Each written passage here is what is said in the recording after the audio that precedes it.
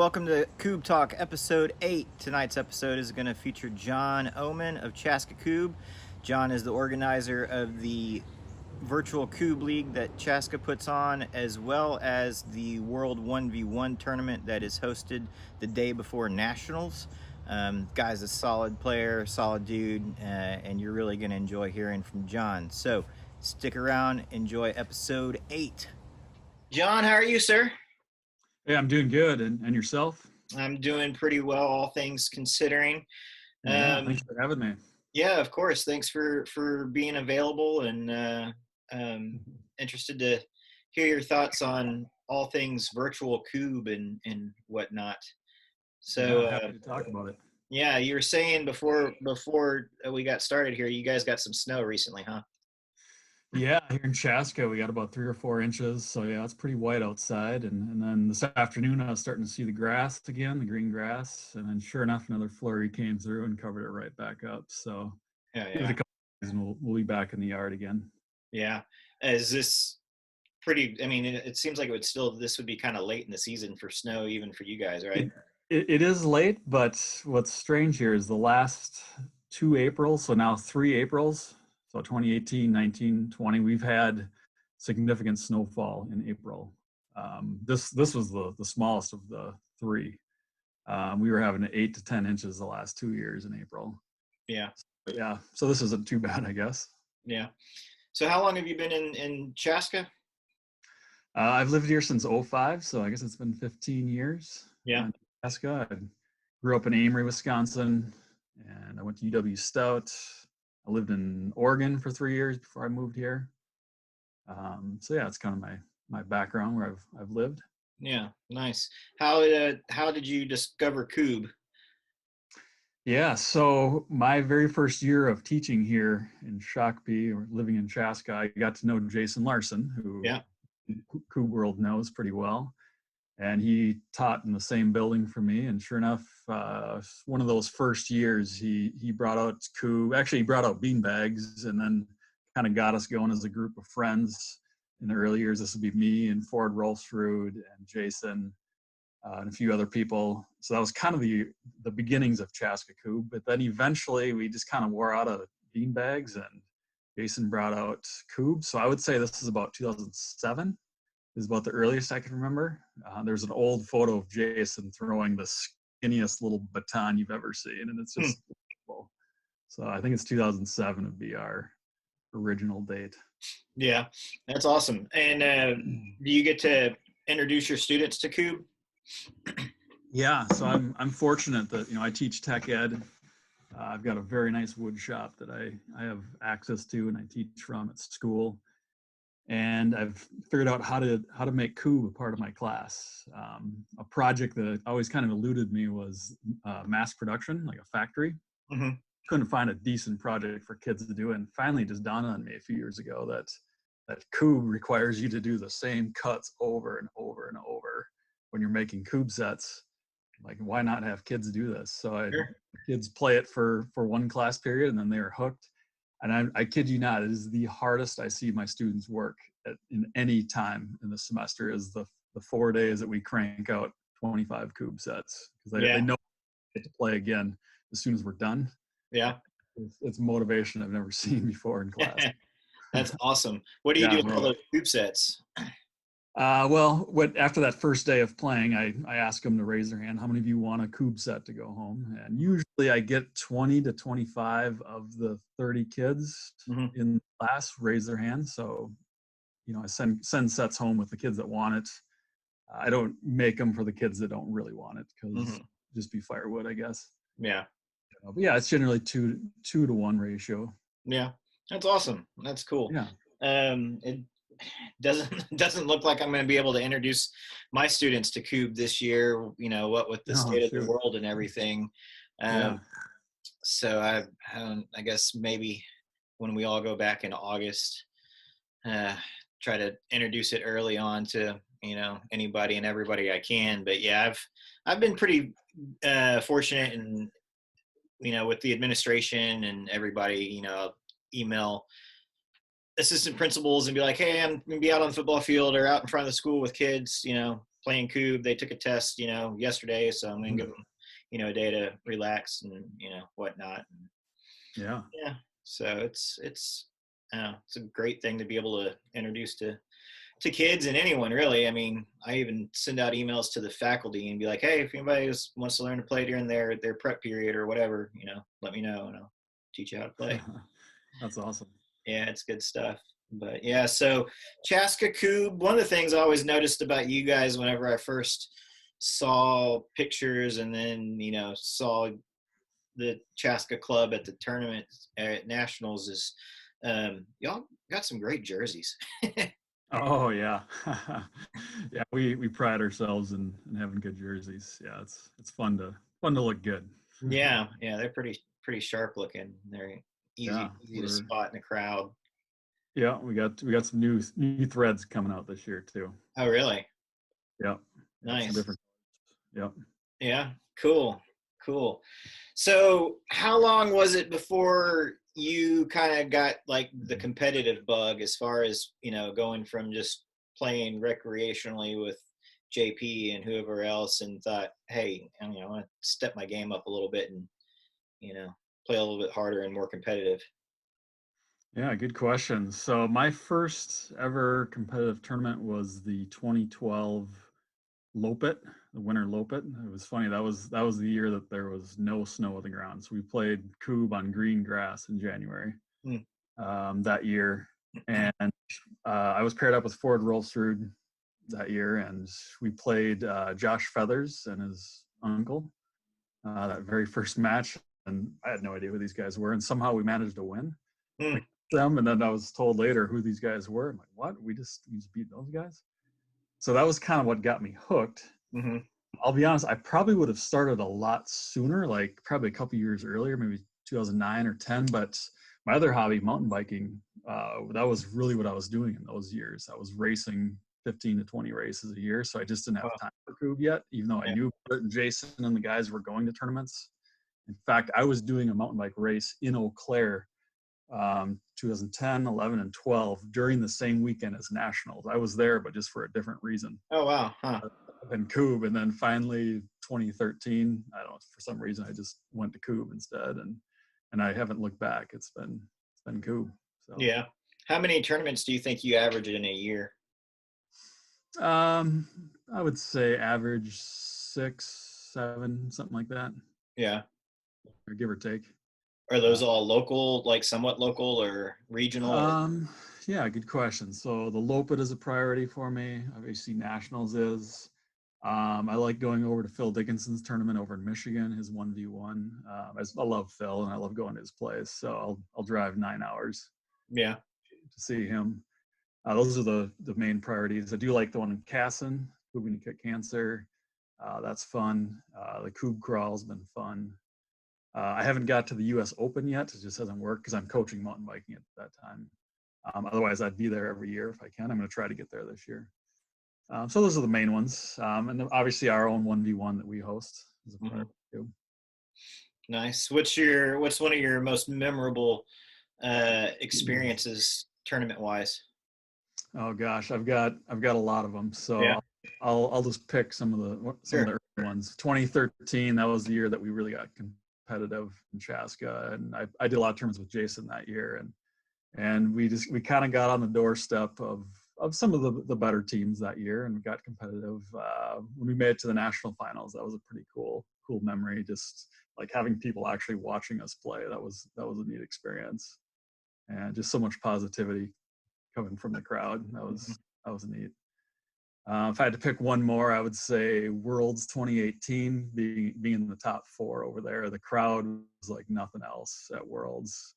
Having the Europeans, chanting Chaska Kubb loudly to us was just an unbelievable experience. And we ended up losing both matches in the cage, but honestly, it felt like we won because it was such a rich experience while we were there. So those are probably my top 2.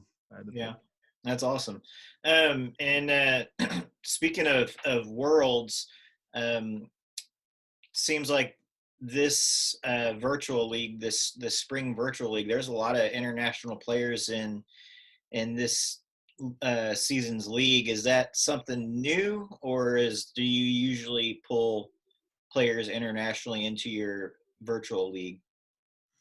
Yeah, so this is the second year of this going on now. We got it going last year. I tried it out in the winter of 2018-19 just with our guys, just Mm-hmm. 8 guys in Chaska, and it went really well. So I suspected I could open it up to the world at that point in 2019. And so the spring of 2019, we had, I think, 24 or so Americans, and the rest were Europeans. Mm-hmm.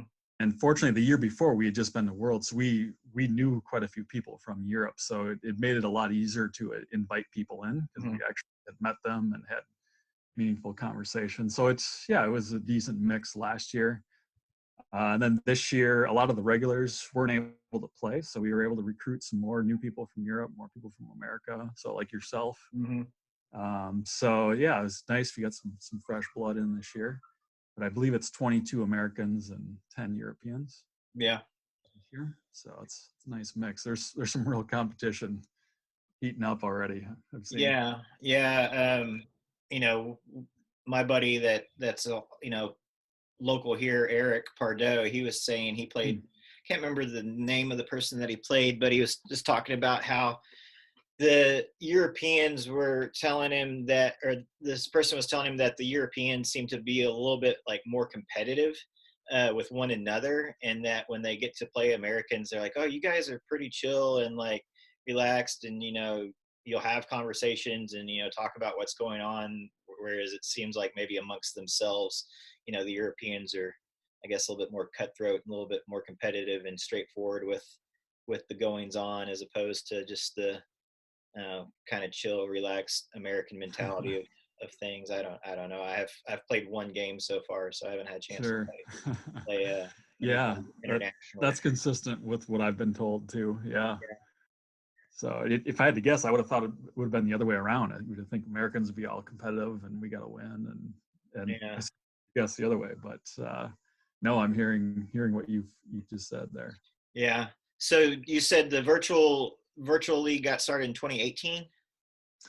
Yeah, officially late 2018, so like the winter of 2018. Yeah. So what was the idea behind that? Like, how did you come up with this? Yeah, so where'd it come from? Yeah, so it started well before that. I would say about 2014 was the earliest I'd heard of this concept. It was Grant Scott of Iowa played over FaceTime with Robert Harnack of the Kubbings in Germany, and they played sounded like an epic match, is what I was told back then. And then we heard about that, so then we realized, okay, we have a lot of players that don't live very close together here in Chaska. So in about 2015, we started using FaceTime. So Phil Gutstauer is way out in western Minnesota, a couple hours away. My brother Mark's over in Amory, Wisconsin. That's 2 hours to the east of where I live here. So pretty big distance between us. So we started using FaceTime to play matches, just to practice and get ready for tournaments. And that went on for 2015, 16, 17, and probably 18 as well. Mm-hmm. And then it was the end of 2018. I had such a good year from just going to Worlds, and we had our 1v1 here in Chaska. I was just like on this Kubb high that year. And winter was coming. I know that when winter comes, like, it's all right, well, goodbye to your Kubb friends for a while, and you're not going to get to play much for a while. And I was just like, I don't want to miss Kubb right now. This is just too good. So that's kind of what spurred on the idea of actually organizing this thing and turning it into a league. And so that's why I tried it out on our Chaska guys to see if they can handle the organization piece, the spreadsheet that we use. Would it work with us 8? And then that helped me to kind of project that idea to the masses, I guess you could say. Yeah. So with this group here, I think of 32, is this the largest that you've seen? We had 32 last year as well. So I thought maybe we'd go bigger, but we just had so many issues come up with scheduling, and people just couldn't commit this year. But I'm very satisfied with 32. I don't feel like it has to be much bigger than that to actually be successful. Yeah. It'd be fun if it was, but it doesn't need to. Yeah. No, it's cool. Yeah, you mentioned Mark. I played Mark Saturday, and started off the first 2 games were good. I wasn't hitting any 8 meters, hardly worth anything, but I was able to, my drilling and blasting was going good, and I was able to clear the field. But then in games 3, 4, and 5, I don't know what it was. I just felt a crap and Okay. would leave stuff in the infield and just give him advantages. And it's like, Oh oh no. my gosh, like I was so frustrated by it and glad though by the time that was all said and done. I was just like ready to go inside. I'm like, oh my Oh gosh, no. that was so that, that's poor, Kubb for you. a poor That's Kubb. showing for sure. But Sure. yeah, this is You just say my Mark? Are you saying Mark, my brother, or a different yeah Mark? My brother. Okay. yeah Gotcha. yeah. But I this is just my second time with the whole virtual thing, and last time I did it, I did Bob's Keystone Kubb Oh yeah. Virtual League, um, and that was fun. Pretty much the same idea. They do 3 games instead of 5, Hmm. and then no neighborhood rule, and Okay. then everything's on Kubb Tracker as opposed to Yeah. Yeah. Kubb Tracker's awesome. yeah. It'll be interesting to see what all changes and things come about with Kubb Tracker as they continue to work on it and Yeah. perfect it and get it dialed in. Um, but yeah, it's neat to be able to. Well, I say it's neat. It's disheartening sometimes to see your percentages on shots and It whatnot. is. But it's neat that it has that capability of recording all that information and whatnot. Yeah, I just used Kubb Tracker for the first time last week. I asked Bob if he'd play me and just so I Hmm. could have some experience with it. And I didn't realize how motivating that percentage, that 8 meter percentage number is at the end. I'm like, Hmm. I want to do better than that. Yeah, So yeah, it became real after I used it. yeah, yeah.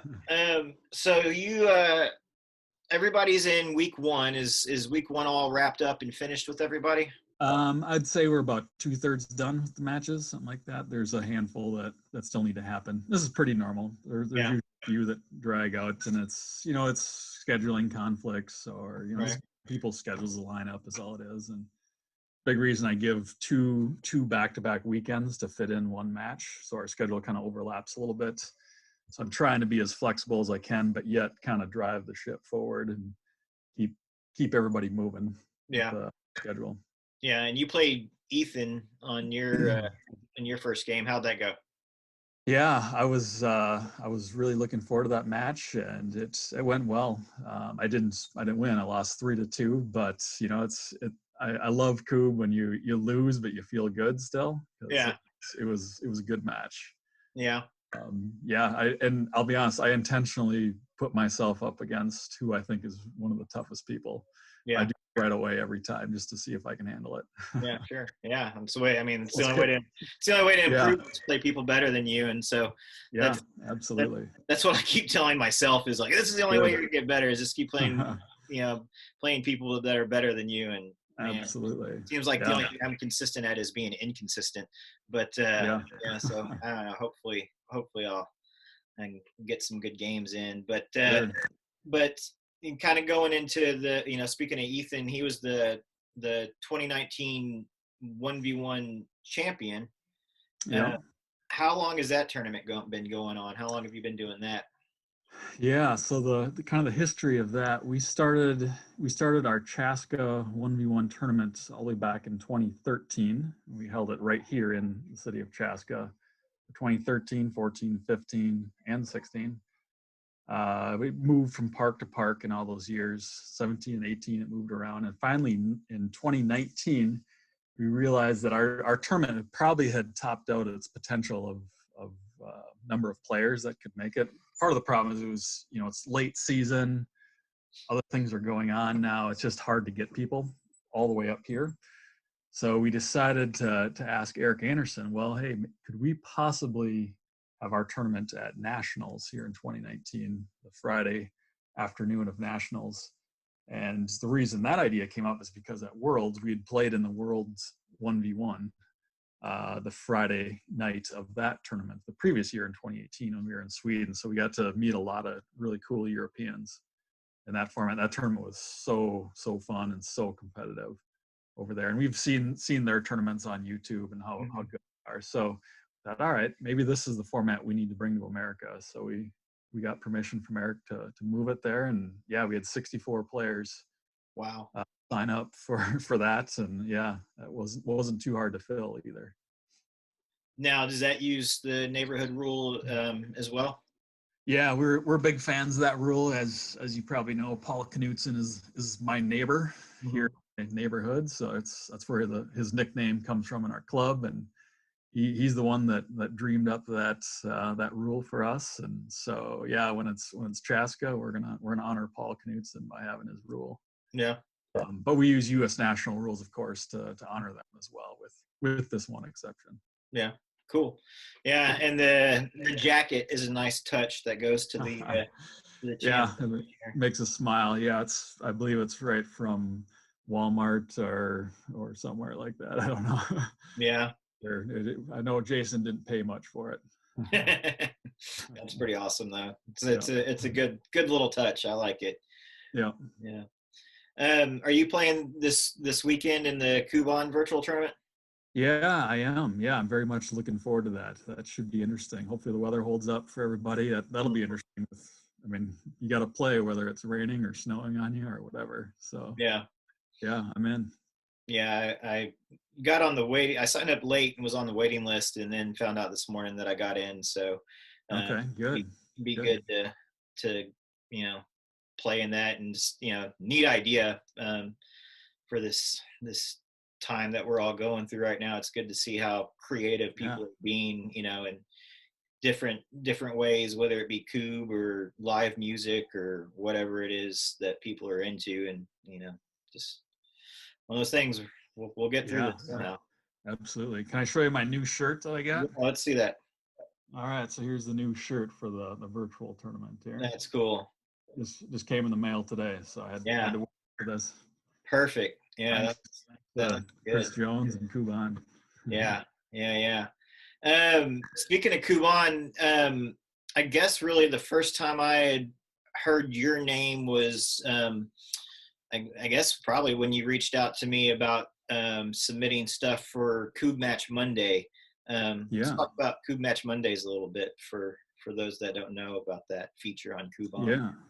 Yeah. So that's just something that's, I don't know, one of those ideas that just kind of fell in my lap a couple of years back. So back before I was a Kubb player, I used to wear a GoPro and go mountain biking down some scary mountain bike trails, and wanted to see what the footage looks like. And then once I transitioned over to Kubb, I'm like, well, I've got this sweet GoPro camera here. Why not video some of these matches and see how they play out? So that's kind of where it started. And then I realized that I was taking a lot of video, and it was just kind of sitting there, and I was editing and watching these things. And I know that Kubb is doing a really good job of just promoting all things Kubb and all different kinds of content, a lot of variety. So I asked Chris Jones a couple years ago if this is an idea that would work for them, and yeah, they grabbed it and took it. So in October or November each year, I'll just write up a short article, a short paragraph describing the match, put a link there, and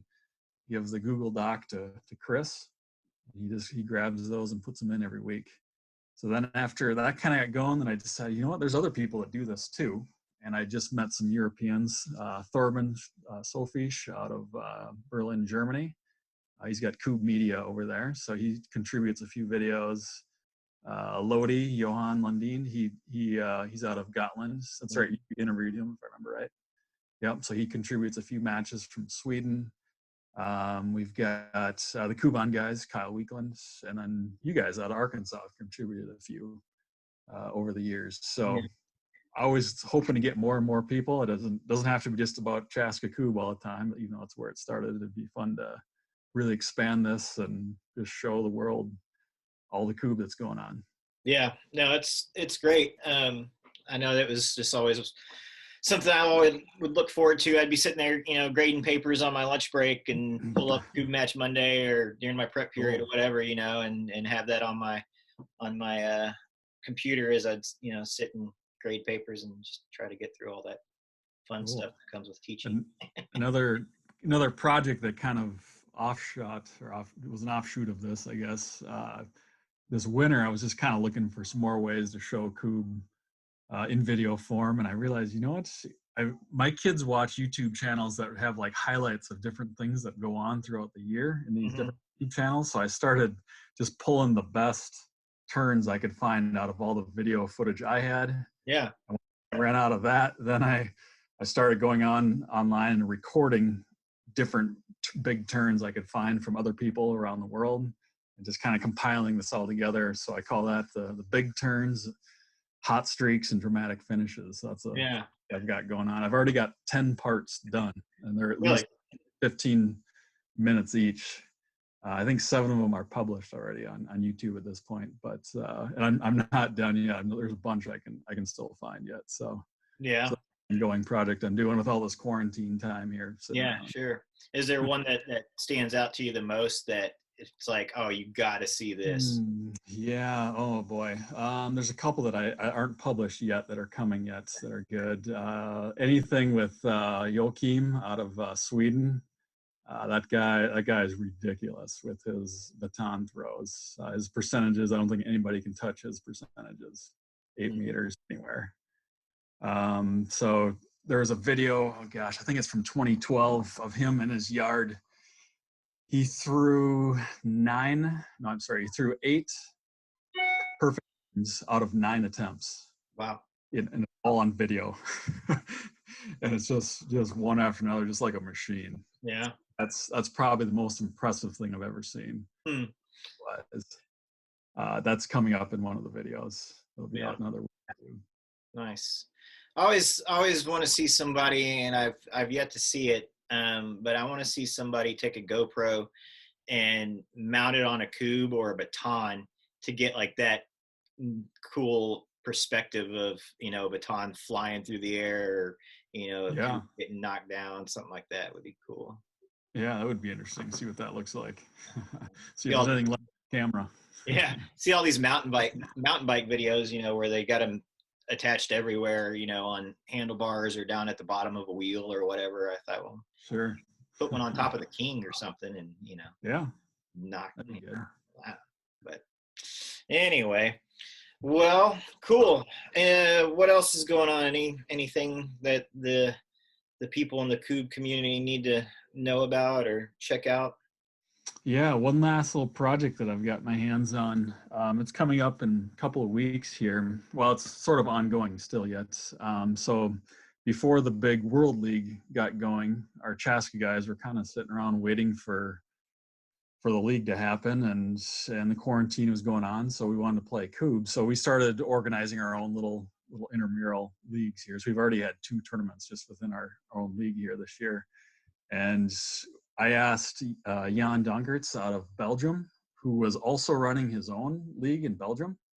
I asked him, hey, could we take our top 8, match them up with your top 8, and let's have kind of like a dual meet head to head. So like whoever's number 1 plays number 1, number 2 number 2. So we'll have 8 matches, sort of like a tennis match if you're familiar with high school tennis. And we'll just keep score and see who the winner is. So that's coming up here in a couple of weeks. So we have our lineup ready. Yeah.